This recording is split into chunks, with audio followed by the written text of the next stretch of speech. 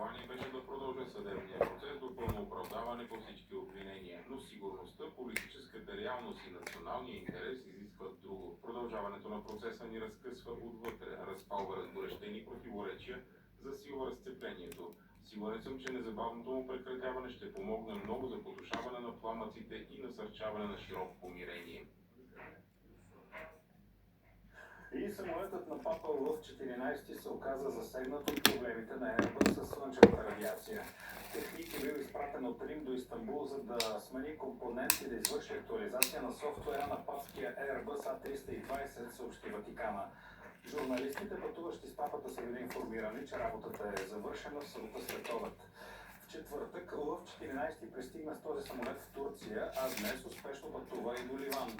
Моделът е A320 Neo и се е оказал в списъка с повече от 6000 машини, които се нуждаят от ремонта.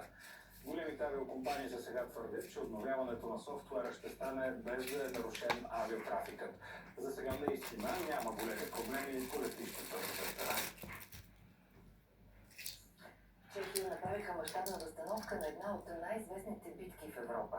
Хиляди се облякоха в униформи от 19 век и разиграха битката при Аустерлиц. Тя е известна като битката на тримата императори, защото своите армии водят Наполеон Бонапарт, австрийски император Франц II и руски император Александър I. Десетки хиляди зрители се събраха на полето край Бърно, за да гледат възстановката с конница, артилерия и много специални ефекти. Преди 220 години победител излиза Наполеон, въпреки че разполага с значително по-малко войници. През 1805 година Sono calamo. 10 часа, докато възстановката отне само 90 минути и завърши с топла храна и напитки. Преди 20 години бях тук за отбелязване на 200 години от битката. Сега отново съм тук и това е едновременно чест и удоволствие. Това е най-добрата възстановка в Европа. За мен е чест да участвам.